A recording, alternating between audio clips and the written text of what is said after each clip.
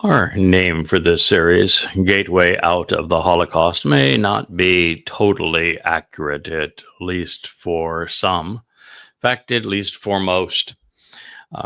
God has said a number of things in the 17th and 18th chapter of Isaiah that should captivate our attention at this time.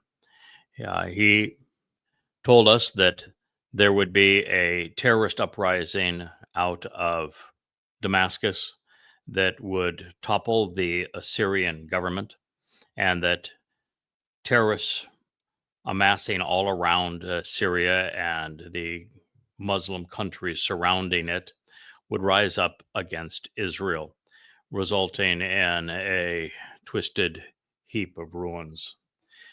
And because of these terrorists, who God says will stop on occasion to prostrate themselves in prayer,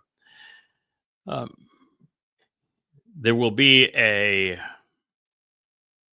state of terror that is carved out of Israel.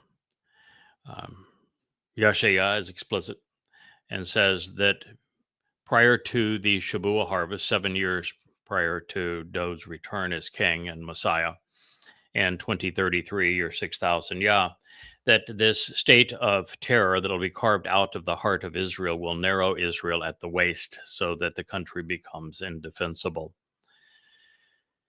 And this then leads to some both pleasant and horrific developments. The Shabuah harvest, the Towrah harvest, the sacrifice of the red heifer, the protection of the final remnant of Yisrael, all wonderful examples of what God will be doing amongst his people. But Yahweh holds a grudge. If you do something that is harmful to his people in a significant way, he will not only condemn you, but he will make certain that his people are aware in advance of what you're going to do, so that they can protect themselves from you. And he uses some 72 adjectives to describe not only the United States of America, but the arrogance, belligerence, vindictiveness of Donald Trump. This is frustrating for me because politically I'm too conservative to be a Republican. So I don't much like it when I have to assail the president from a party that would be the more conservative of the two choices in American politics. But nonetheless, the obvious is undeniable in this case. Not only have the prophets spoken, and this is going to happen in the next year where Israel is betrayed, and therefore it is the Trump administration, because it is America that is described, as is Donald Trump, in Isaiah 18. And that I have already done a series of programs on the 20 some odd evidences that I can use to prove that Donald Trump has already made this decision to betray Israel, and it's just part of his overall plan. And of course, what we're witnessing today and yesterday, I was probably the first to report on the breakdown, doing a video blog yesterday on the meltdown of Donald Trump towards Elon Musk. And today it's just gotten so much worse, with MAGAs all doing as one would forecast. They're rallying around Trump and demeaning the man that had the greatest influence of any person in history in terms of a U.S. national election. No one has ever donated as much as did Elon Musk in the last presidential election. It was sufficient in the swing states for Trump to prevail over Cackles, who at that time was gaining considerable momentum, Trump having lost his debate with her. So to see a president of the United States in the Oval Office just deliberately lie, saying that Elon Musk had worn thin, which is the opposite of what he had said the prior week, to say that he had decided to move Trump Musk out of the administration, which again was the opposite of what he said the other week. So he was either lying then or yesterday or both days, just because he's so vindictive. And then he said that the whole issue with Elon trying to besmirch his character had nothing to do with the fact that the President Trump's big, beautiful bill, according to the unaffiliated Congressional Budgetary Office, will add nearly $4 trillion to the debt of America. He said that the only reason that Elon was against it was because it eliminated the electric vehicle credits. It's not even true. It doesn't eliminate the electric vehicle credits. And if it was going to save the country money and be beneficial for the United States, Elon would have been the first to say, right thing to do. Trump just flat out lied to besmirch Elon Musk's character, as he does so many, as he has in the past, as he will in the future. He is who he is, and he is a mean-spirited tyrant and exceedingly vindictive. Has no regard whatsoever for the truth. He will take the man most responsible for keeping him out of prison, taking him from prison to the White House. Yes, he would have been in prison had he not won that election, because he was continuing to be found guilty in one felony trial after another, and jail time was in the offing. And the way he pays Elon Musk back is to besmirch him. Then he threatens him and says, I'm going to pull all of the government programs to Musk companies. And then he says that Musk is sick. He's got a problem. It's just revolting. And no one should say that about anyone. But if you're the president of the United States and you're only president because of what this man did for you, and you're so self-centered, so vindictive that you would besmirch him over that, or if you're one of the Trumpites and you haven't a half a brain, and you as a MAGA are now saying, oh yeah, Trump, he's right. Don't go against Trump, man. He's our guy. The whole meltdown is Elon Musk's fault. What are you, oblivious? Can't you read? You're blind? Or are you just so political that truth no longer matters? Right no longer matters. All that matters is that Trump is your Messiah. It's repulsive. And it's particularly repulsive because I know from these prophecies that it is Trump that is going to betray Israel. It's a certainty. It's going to happen within the next year, within this year, within the next 12 months. And the saddest thing about this is that there are voices on X, for example, that care deeply about Israel.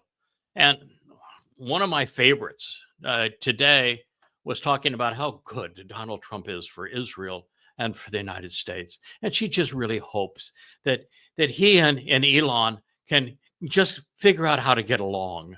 Just go, how are you going to help Israel if you're fanning the flames of a fire designed to burn down Israel? Because you can't let go of your right-wing politics. You know, one of the things I learned really early on, I may have come into this as a person who had formerly been a Republican, but I had had exposure to the highest ranking Republicans. I mean, I met most of them. I had many of them in my home. I got to know them really well. I went to their homes. And what I learned is they were all scum. It is the arena of egos. They're not very bright, and none of them are moral. And so I walked away. I said, I don't want anything to do with politics anymore. I became apolitical, which is why YAHOWAH found me useful. But if you can't get over your politics, if you can't get over your religion, then you can't be part of the solution. You are part of the problem. And if you want to continue to be political, you want to continue to be religious, because, well, being political and religious makes you popular. You can have a huge audience on X If you are touting one of the three prominent religions, or if you go full MAGA crazy or full Marxist nutsoid, even conspiratorial, you name it, you identify with one of the crazies or multiple of the crazies, you can be real popular.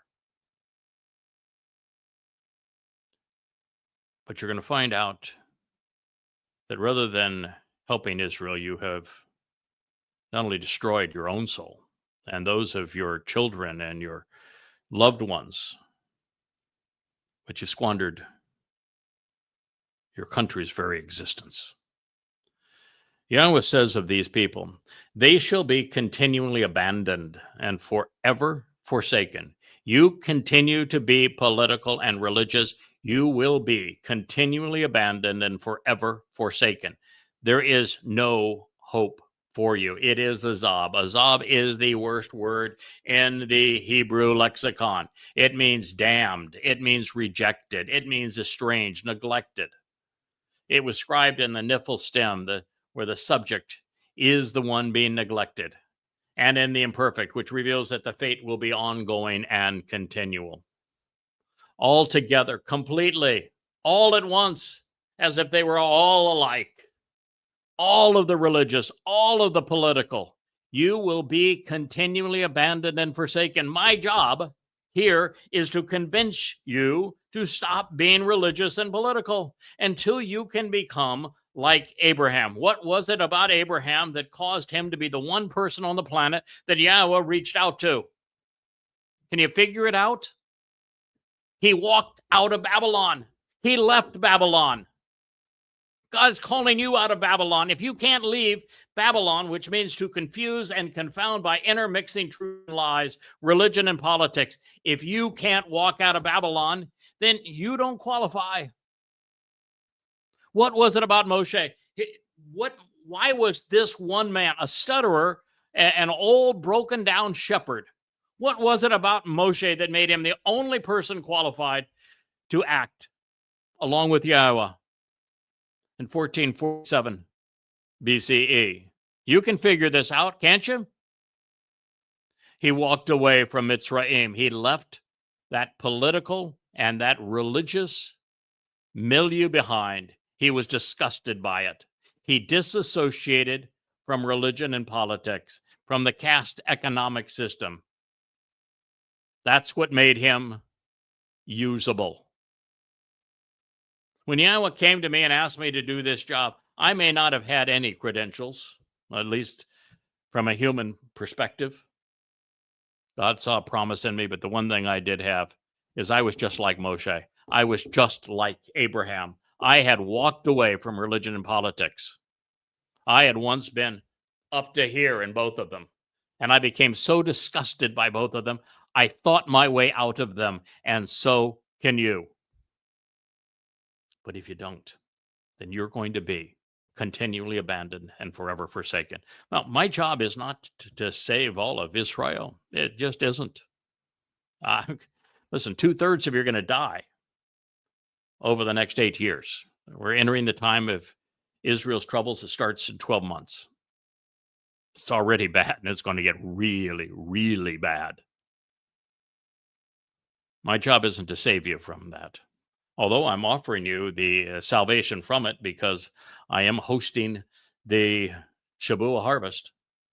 12 months. I'm taking the entire covenant family with me to Shamayim. You're welcome to join us, but there are some rules of the road. And the first rule of that road is that you have to stop being religious. You have to walk away from Babylon. You have to walk to Yahweh and allow him to perfect you, which means that you need to accept the terms and conditions of the covenant and celebrate the Moed Mikre, particularly Pesach, Matzah, and Bakorim, as they were fulfilled by Dod, the actual Messiah and Son of God. That's a lot for you to process if you're religious. But that's the offer. Otherwise, you're going to be forsaken forever. Forever estranged from God. Altogether, completely, all at once, as if all of the religious and all of the political were alike.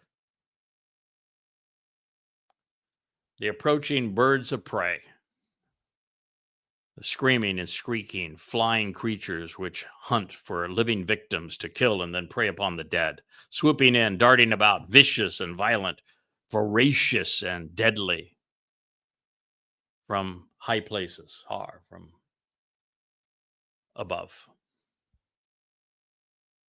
Now they represent the beasts of the earth.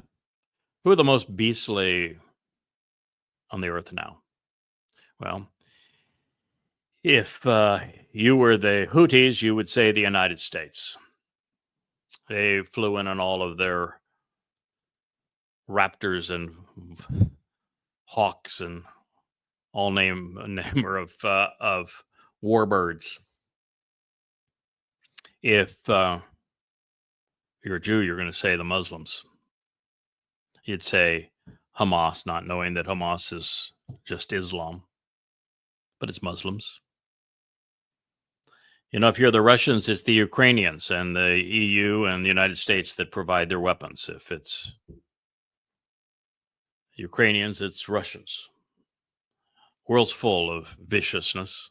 God's only speaking, though, to his people. So these beasts, they're the monsters that perpetrated October 7th. In the whole of the Hebrew lexicon, there is no more damning word than azab. Rejected, estranged, damned. It is especially true when scribed in the Niphal imperfect, because such individuals are actually forsaken in such a way that they will find themselves literally disassociated from the covenant and eternally separated from God, which is to be neglected by him. This damning experience occurs in Sheol, which is what is being presented in the words which follow. Now, an interesting aspect of azab is that it is a double entendre. It conveys the idea of being set free and being released. Oh, that sounds wonderful, up to the point you realize that souls are being set free from Yahowah. They're being released from the covenant. The word confirms that those who choose not to accept God's terms, those who reject him, those who won't even say his name, those who reject the notion that David fulfilled Pesach, Matzah, and Makodim, and there was no Jesus, they're going to get their wish. They're going to get exactly what they want. They're set free of all obligations, all of the terms and conditions and the benefits of the covenant and of the Mikra. And they will spend an eternity in the most depressing and lightless of places. But at least there won't be any fire. By way of affirmation, we're told that by this time, every estranged soul will be Yada, deemed alike, and treated as if they're one and the same, united and in one accord. It will not matter if they worship Allah or Jesus, if they're Mormons or Scientologists, Hindus or Buddhists, socialists, secular humanists, or believe nothing at all. Time has run out. And since there's only covenant members who are welcome into Yahowah's place, back into the garden, all others must be sent away and either incarcerated or annihilated, and it no longer matters what ism they follow. Now, one caveat on that. God doesn't very often warn those apart from Israel unless they're harming Israel. And these are belligerents, and so they could be those that are harming Israel, but those, God speaks to his people and those harming his people. All right? So those who are there belligerent and harming his people, it's off to Sheol. Cause and consequence. You came to kill God's people. God says, I don't like that, and I'm sending you off to hell. That's the consequence.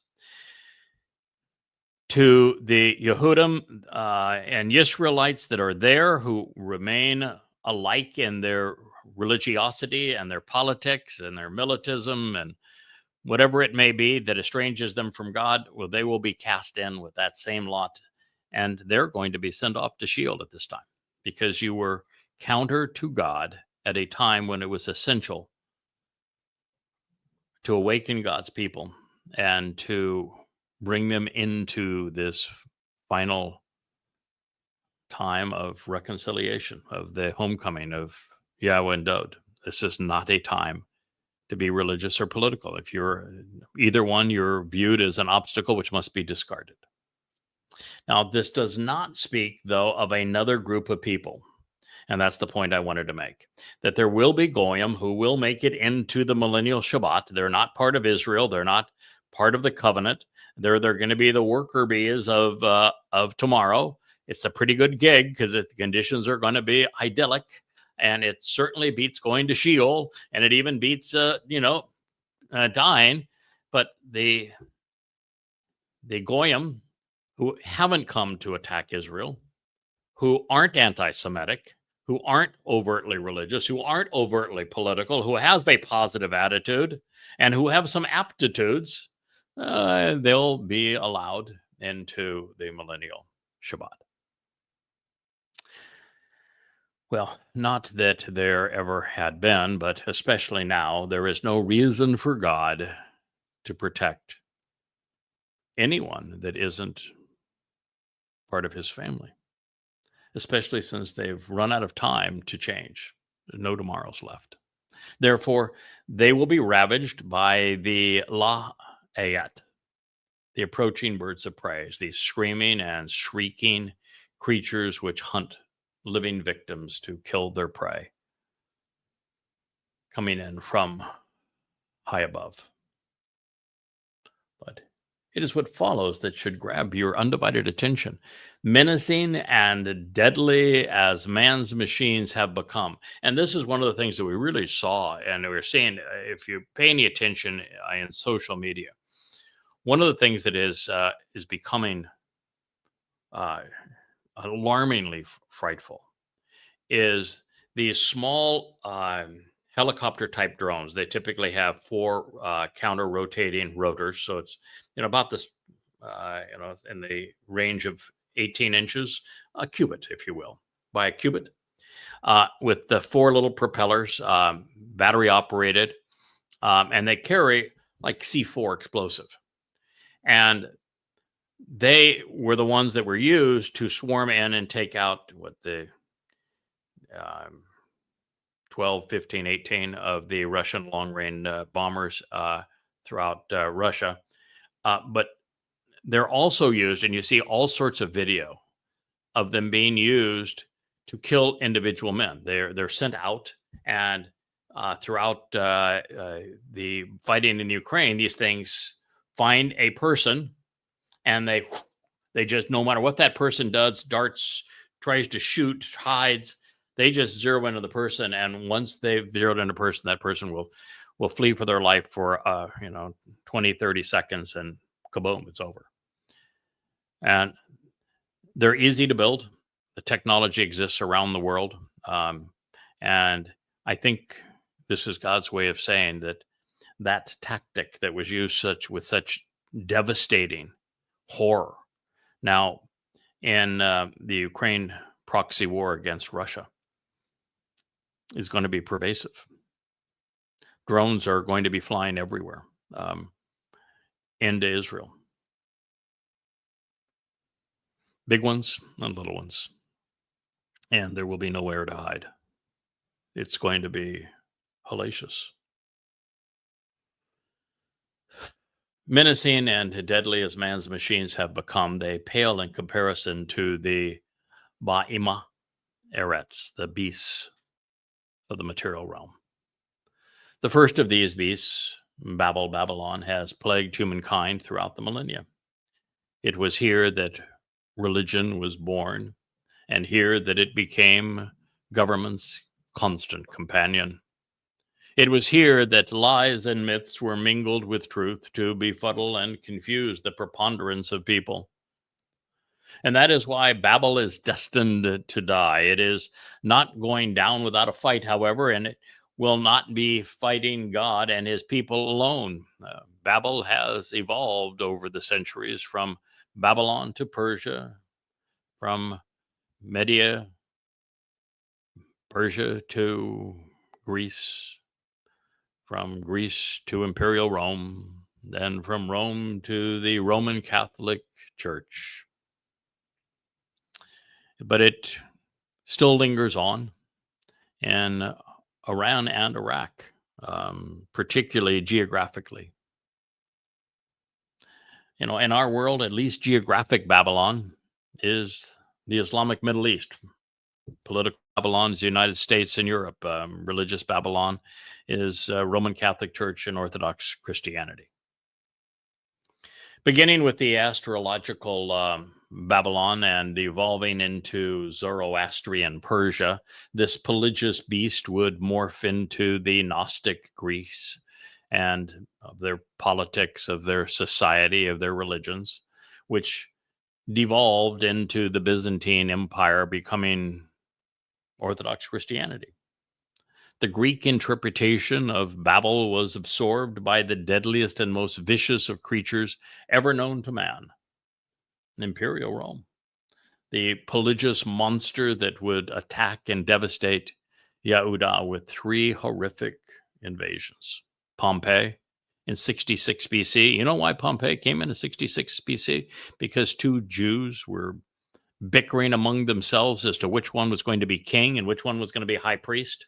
And you would think that, well, the gig is king. That would be the real money maker. Nope. It was high priest. And so the king wanted to be high priest. The brother that was the high priest wanted to keep that job. He didn't want to become king.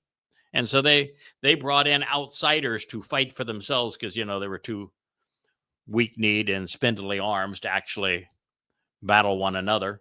And they brought in proxies to fight for them. And Rome said, no. You're not going to do that. This area we need to come through to manage all of the territories that we have conquered. And you're just not going to do that. And so Pompey came in to squelch the politicized religious malfeasance in Israel. 66 BCE. Then Vespasian and Titus came in 66 CE.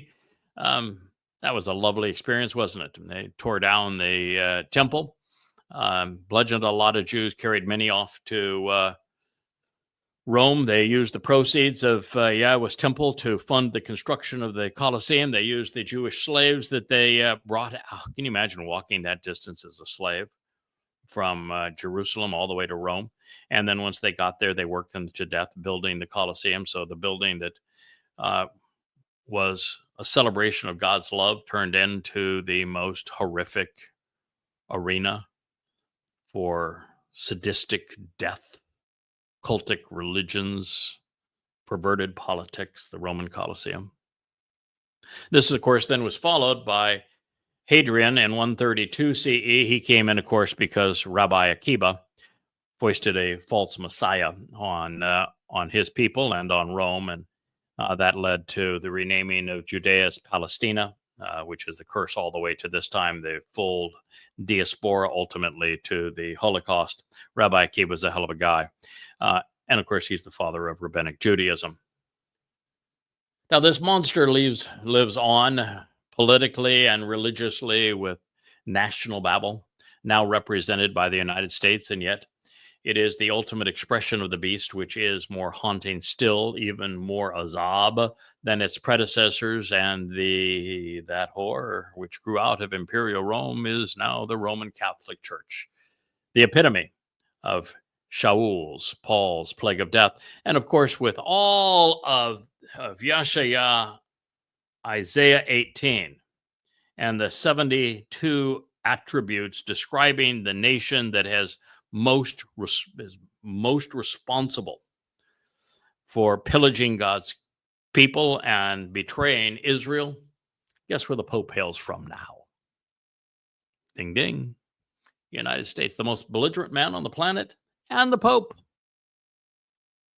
Both Americans. Now, if that were not enough, these Yada, Azab, completely forsaken and eternally damned, these estranged and separated souls, may well be tormented by the most menacing Bahima, beasts, and Ayat, flying creatures who prey upon the dead. Yahowah could also be speaking of Satan and his cadre of demons. He may well be depicting an eternity in Sheol, but also we're nearing the time that the corporeal manifestation of Satan is going to make his appearance. And he's going to have a tremendous influence in Jerusalem, particularly during the last 3.5 years. And so certainly by 2030, but it's very possible that by this time next year, that the world will be exposed to the corporeal manifestation of Hasatan. Those who end up in his company, which will be most Islamic jihadists, most Catholic popes, most world leaders, they're going to find themselves in the realm of questioning, with time being eternal and no other dimensions. They will be, at least among kindred spirits, about depraved ones, the likes of the Donald.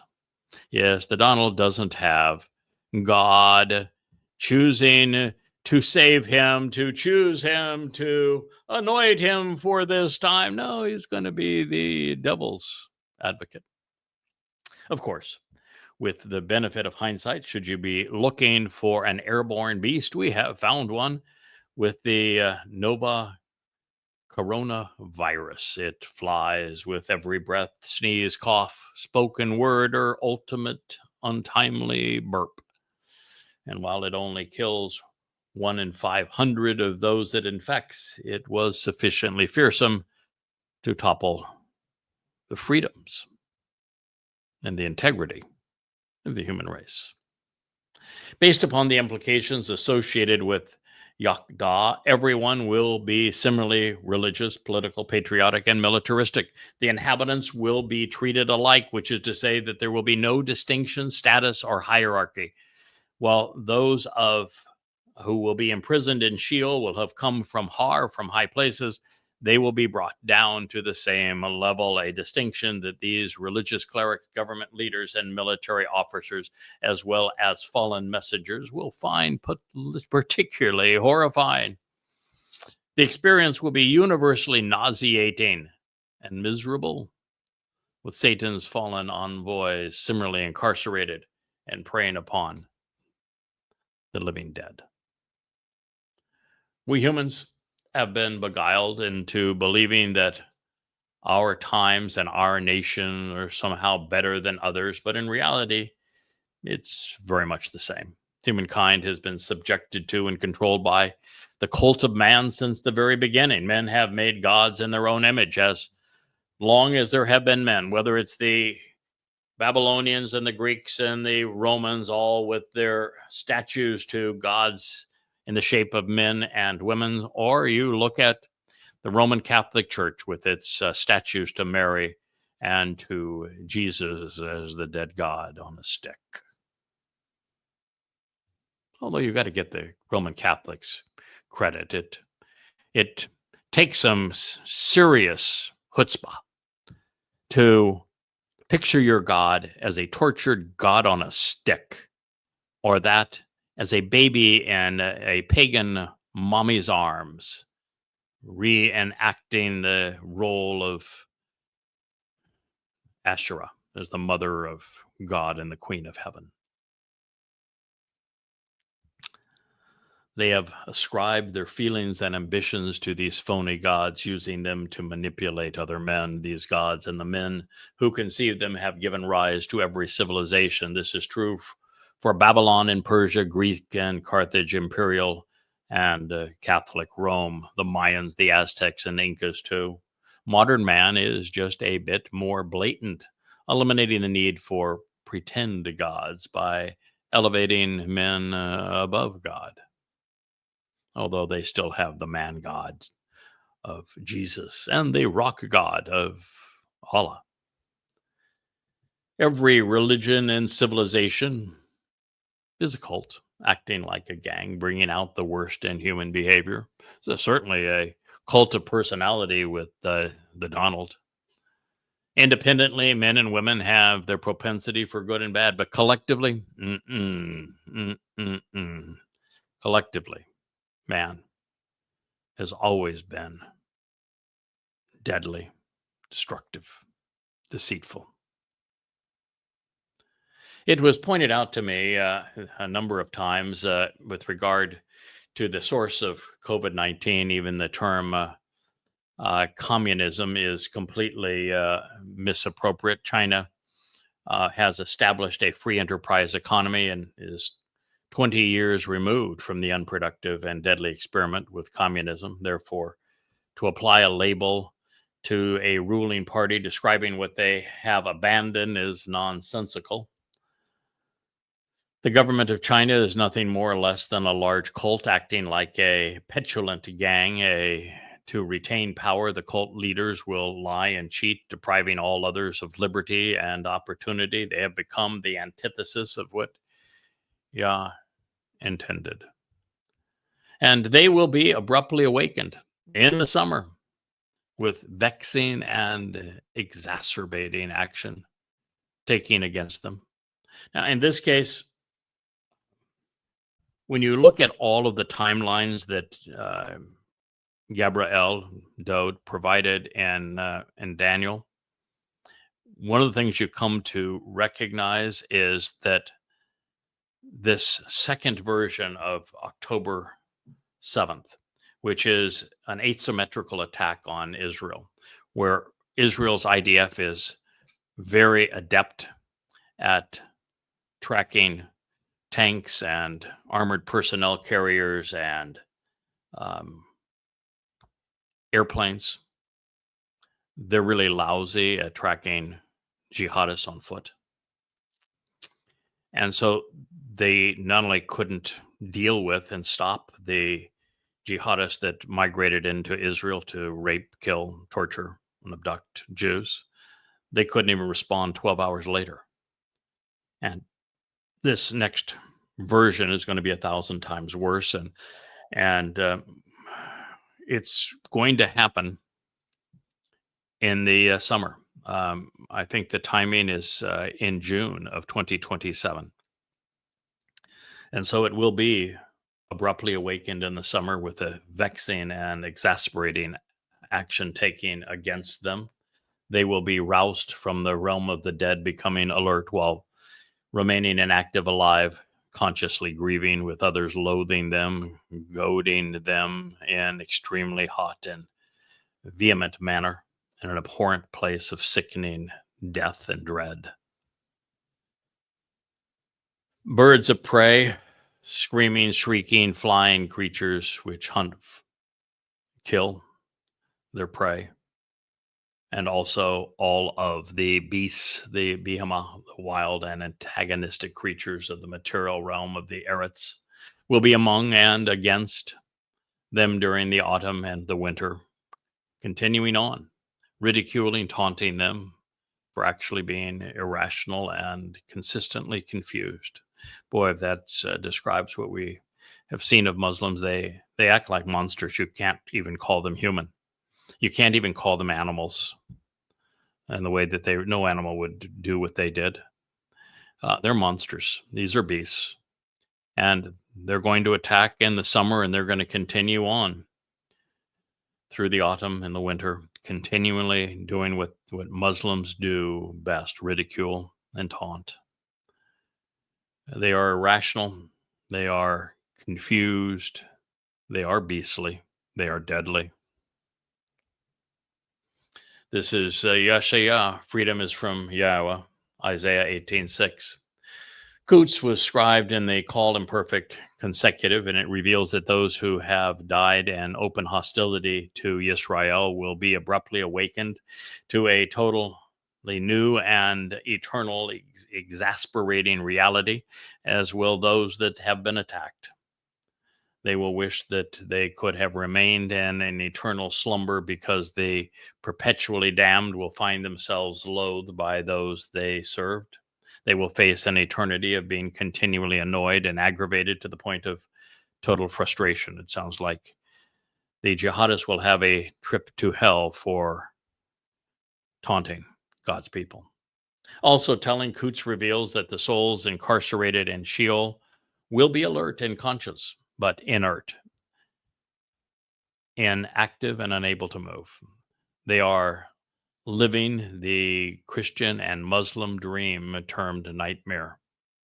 Eternal life, but in an abhorrent place of sickening dread. Actually, eternal life among the religious. While there is a hint of hot and quits, it speaks of the time of year when spring turns to summer, which is when this will be occurring. It is also addressing the vehement attitude displayed by demons and the temperature of, not the temperature of the place.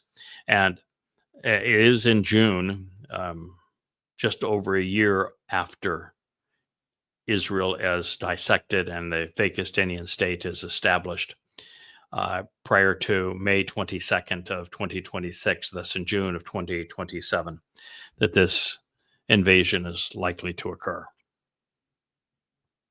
So this time, in addition to the screaming and shrieking birds of prey, we are told that every beast of the material realm will be part of this great onslaught, which means that the beasts from Babel to the Bible, from the reincarnation of Imperial Rome to Roman Catholicism, will be the multiculturalists of socialist, secular humanism, the Marxists, and the Muslims. They're all going to be on the prowl. Well, that's a bit antiquated. Our reality and the wake of the world's response to COVID-19 is that drones are already on the prowl to usurp liberty and livelihood, ensuring that everyone remains dependent upon and controlled by the gods of government and the high priests of academia and the media. And then you've had the rise of the Marxist Muslim Alliance, which has tried to instill fear into God's people. So they're afraid to even identify as being Jewish. They're afraid to go out in public, all because of this rise of Marxist morons and murderous Muslims. It is an interesting and yet seldom considered aspect of Western civilization today that academia, the media, and the government are all the same, all driven by political correctness and their liberal approach to power and control. Science has been sequestered by it, with no one daring to step outside the bonds of groupthink. No matter how easily disproven are the myths of uncreated life, macroevolution, or of controllable man-made global warming.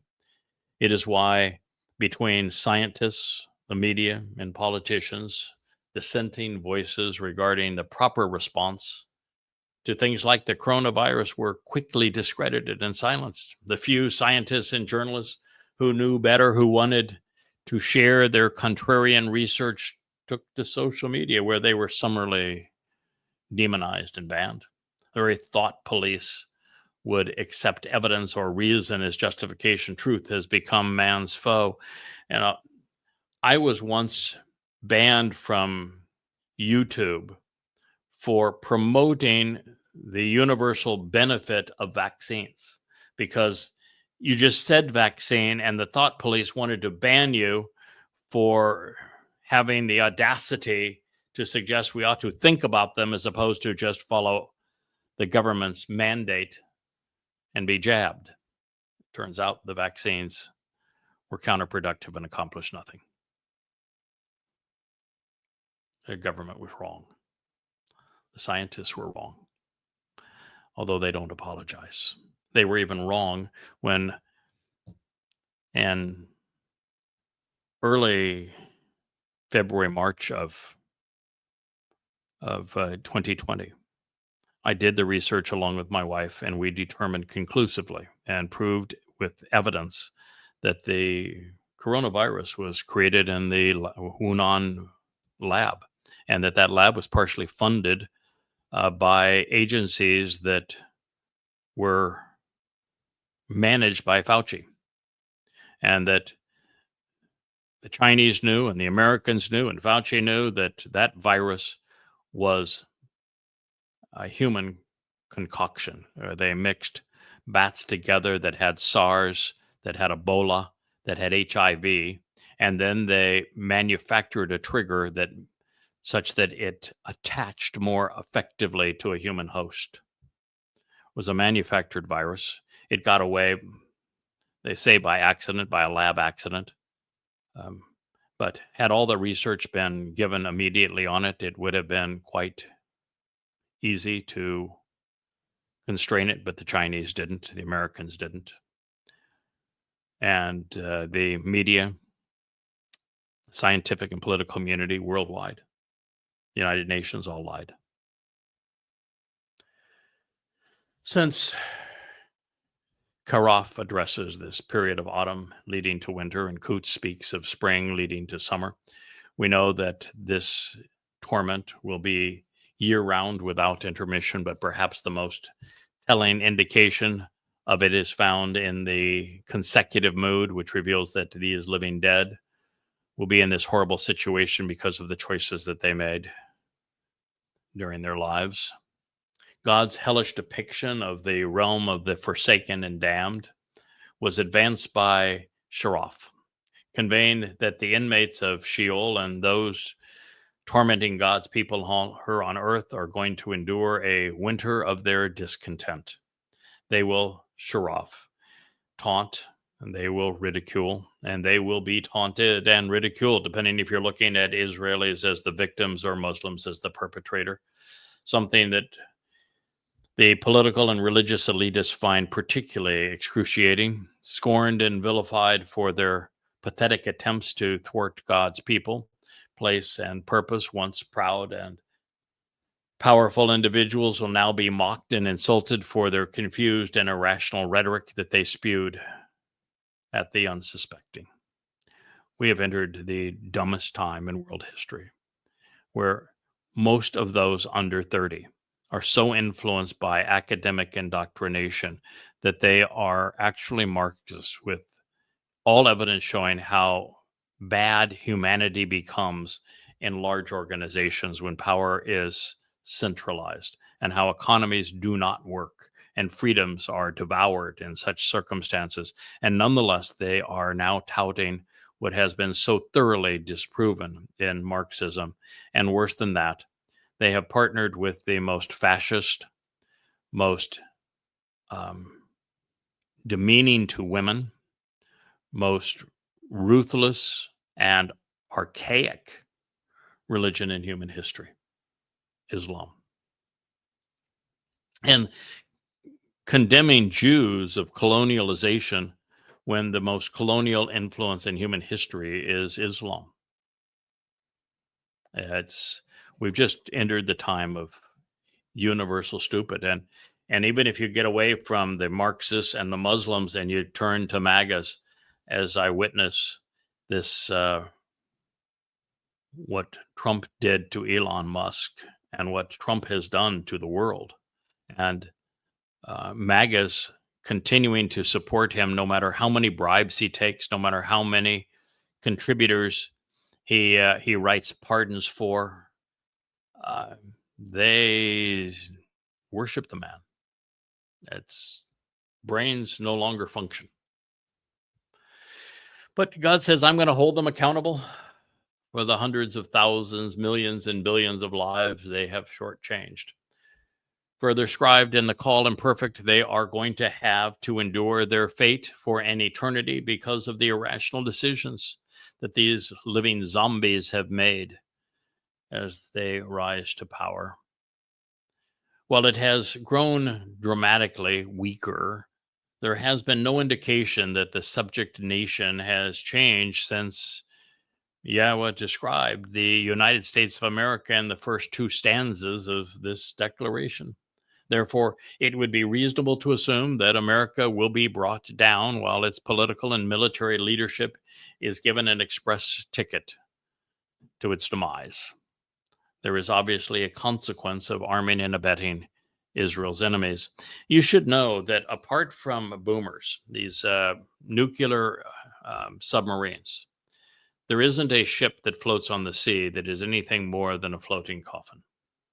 America's battle groups, its aircraft carrier battle groups, if a war begins with that includes the United States, China, and or Russia, The surface ships won't last a week. It's just not going to be feasible, and that means that it'd be exceedingly difficult for most nations even to project their influence apart from intercontinental ballistic missiles and boomers. And if they're going to shoot those and at one another, they are not going to have conventional warheads. So militaries that fight with armies, and boy, look at tanks. I mean, tanks are coffins on tracks. Armored personnel carriers are just deathbeds. We've reached a time where even our attack helicopters and our flying gunships, they kill more of our own than we kill of the enemy. And drones have made going to war and killing remote control. We are really in a terrible, terrible place. At this time, Baha eth ha, he, on this occasion, in the context of these events, at this moment on the calendar, it shall be delivered forcefully in a straightforward manner. Yabal, under the control of another and against its will, it shall be brought directly in a linear fashion, and it shall be carried off and away, bringing him and it as a tribute, as a gift, which is born out of reverence and respect for the relationship of Yahowah. Wow. It's quite a thought, particularly of the vast array of spiritual implements. So here we go from "and at this time," and it shall be delivered forcefully in a straightforward manner. This is Yabel, and in this particular case, it could well be that it's the hopeful stem, which means that the nation is being forcibly controlled by another, literally carried from one place to another against its will, while the imperfect conjugation reveals that there will be ongoing consequences. It's going to be forcefully presented as a tribute, as a gift. It's born out of reverence and respect for the relationship unto Yahowah, the vast array of spiritual messengers. These people are wont to constantly direct others to extend their influence, who have a prolonged desire to take things away, who are actively involved out in front, enticing others at considerable cost, who have a propensity to engage in the world as if it were their own, who are often intoxicated and completely immodest.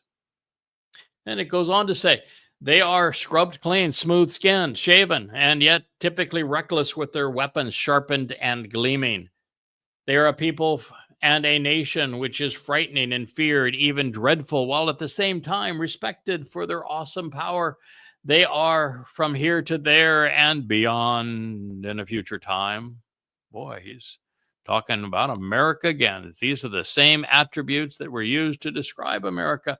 This Gentile nation is comprised of many races and people. It routinely spews out nonsense in a strange and foreign language, talking down to others while continually marching off to war, basing on their condescending and moronic rhetoric. Isaiah's actually met Trump, acting like a great power, all of which deserve to be mocked and ridiculed. Somebody told me that that Trump is the man for the world and for America at this time. I said, and they're talking about God's using him in this role. And I said, well, actually, God has nothing to do with America. This person claimed, God has always been at America's side, or America's founders was all based upon God and God's direction. And I said, well, actually, the only mention of America and among Yahweh's prophets is in the 18th chapter of Isaiah. And there it follows a woe, and there are 70 some descriptors, all that describe America today and Donald Trump. And the woe is, you're in a whole pile of shit. And this country should be ridiculed and mocked, as it's the case with its leaders, always trying to expand and impose its influence. How many 51st states do we have now? Well, there's Canada, there's Greenland, I think there's Panama. Who knows how? Oh, there was going to be Gaza.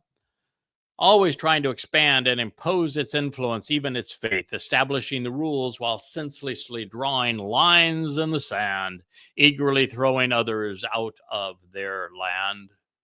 It aggressively conquers and subdues, trampling other people down, which is antagonistic and destructive, while imposing its will, often partnering with enemies.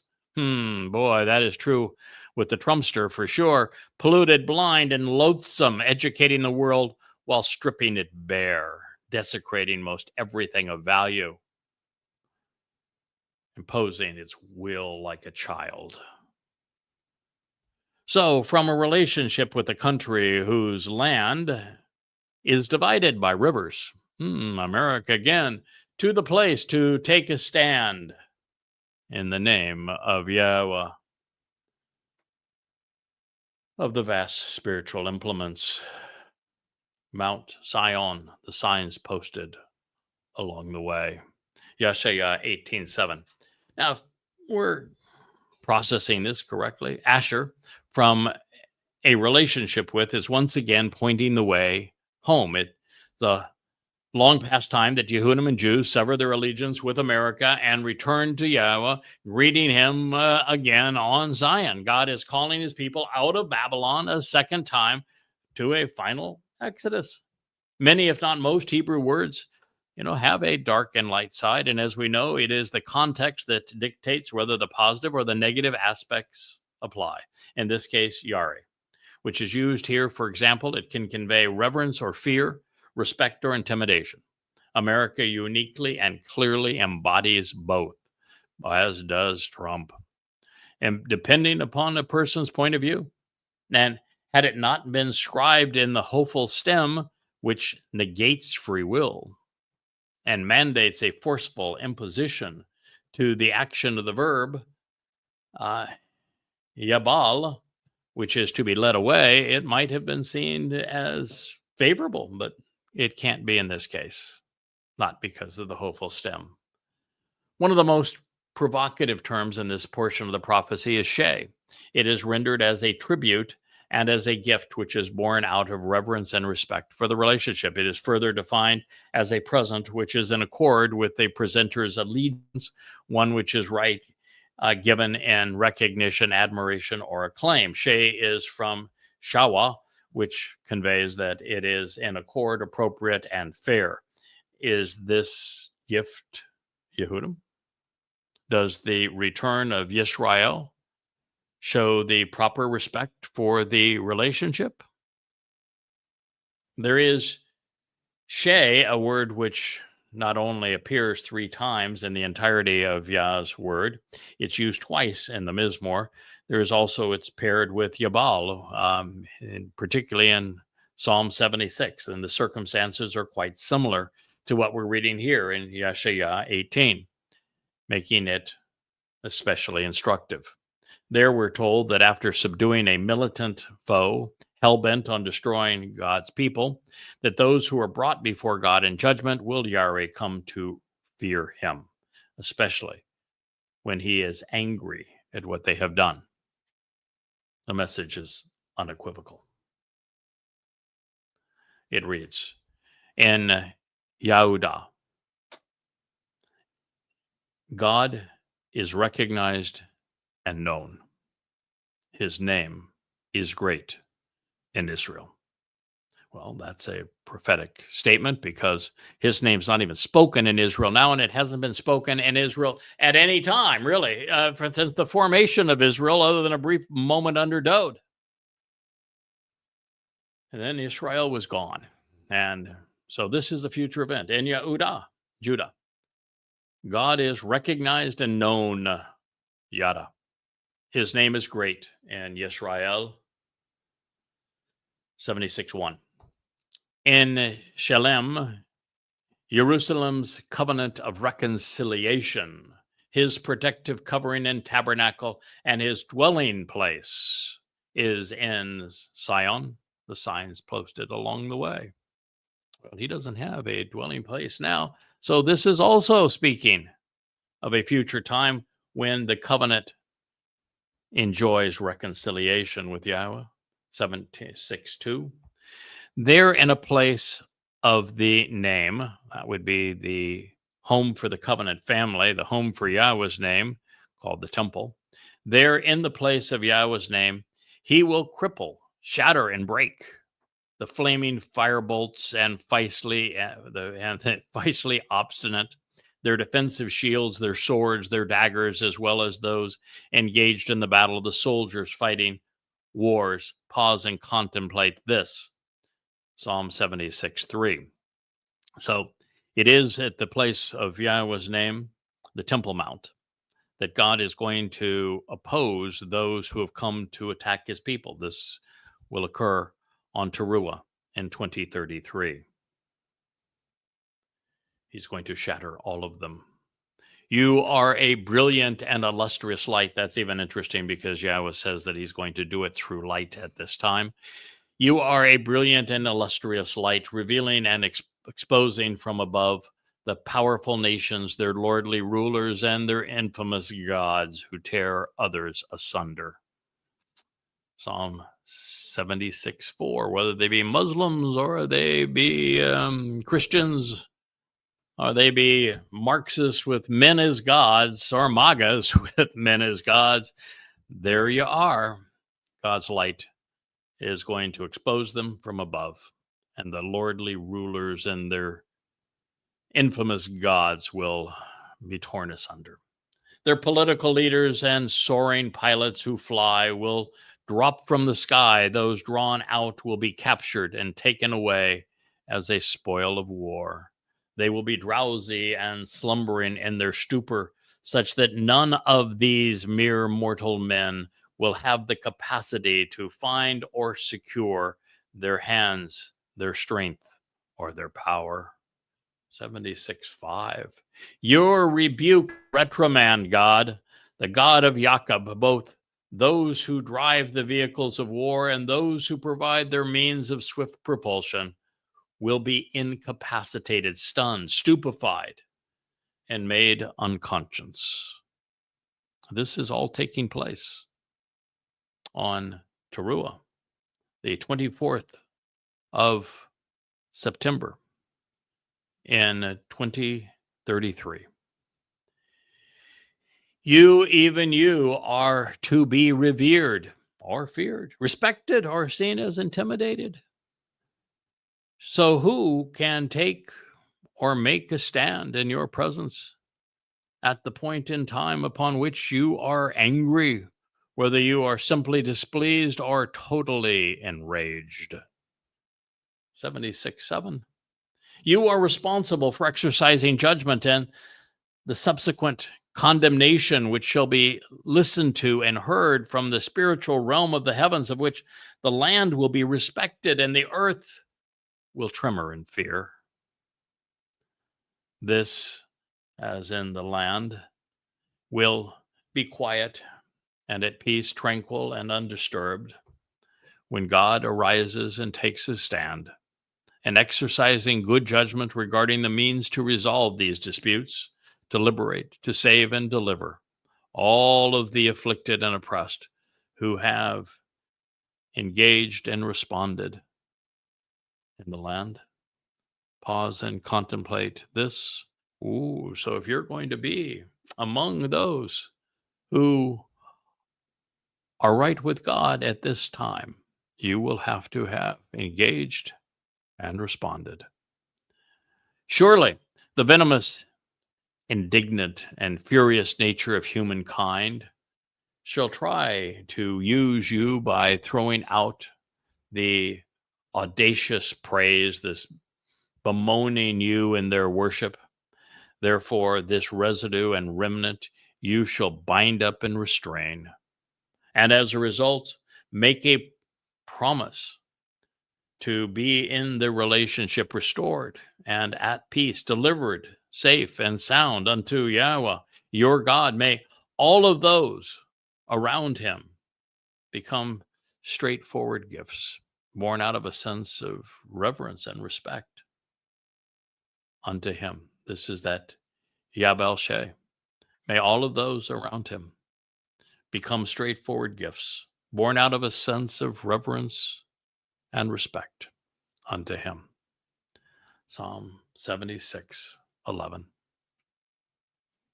Then he shall restrain in an inaccessible, impenetrable, and isolated place the breath, mind, and spirit of the religious leaders, the government rulers and military commanders and their governors and overseers, the princes and nobility, their captains and civil authorities, as he will be feared by the rulers of the earth. 76:12. So we've been given another prophetic depiction of what's going to occur at the conclusion of the time of Israel's troubles, this time from Dode.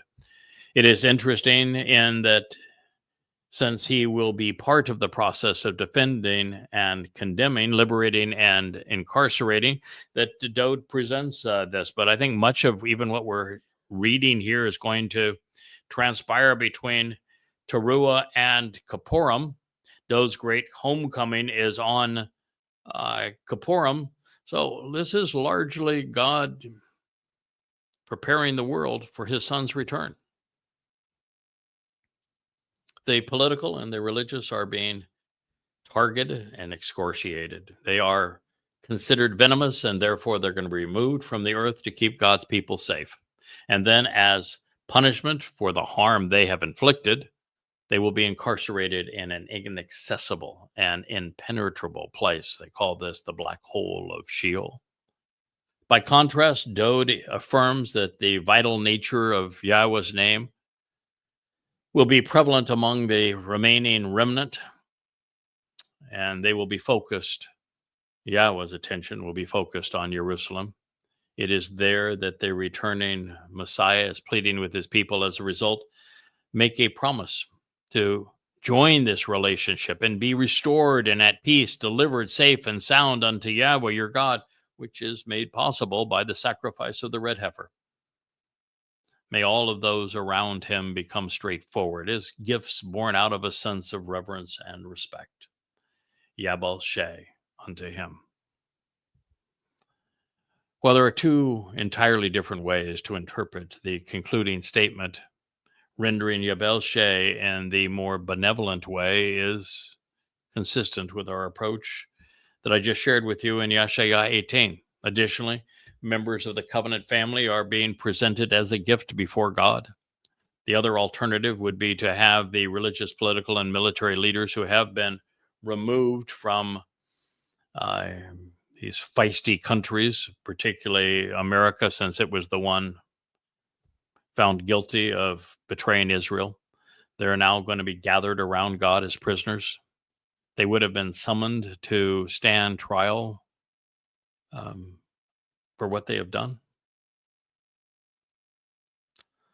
So Israel and humankind are going to be weakened and goyim ravaged. It's going to be a exceedingly difficult time. While either interpretation would be acceptable, I'm a glass half full sort of a guy. So considering what Yah was offering and Dode is recommending, we should always be looking for the happily ever after option. The best way to avoid bowing down before God in judgment is to stand with Yahweh now while we have the opportunity. That said, I think we all share Yahweh's prediction and predilection for accountability. We also are passionate about insights and accuracy. Accordingly, the idea of America's religious leaders potentially being offered up as a gift to Yahweh, not to save, but to openly and politically condemn, and then to be condemned and then to be incarcerated, is sobering in its implications. If this interpretation was intended, it would reveal that two aspects of Yahweh's nature have now coalesced so that we can come to acknowledge and appreciate the fact that God's righteous indignation, hating that which is harmful, is a virtue. and accountability is essential for there to be justice. So while we all instinctively appreciate that it is wholly appropriate and indeed loving to view the lives of children as precious and valuable, like it's a gift, fewer understand why it is also benevolent to vehemently oppose serious threats to those we love. Therefore, while hate is considered extremely inappropriate and politically incorrect and cultures, no matter how we render righteous indignation is where these words lead. As a result, recognizing what to hate, how to hate, when and why to hate is something we should seek to emulate in our desire to please our Heavenly Father, and particularly to protect His people at this vulnerable time. The duplicitous nature of America clearly bothers God.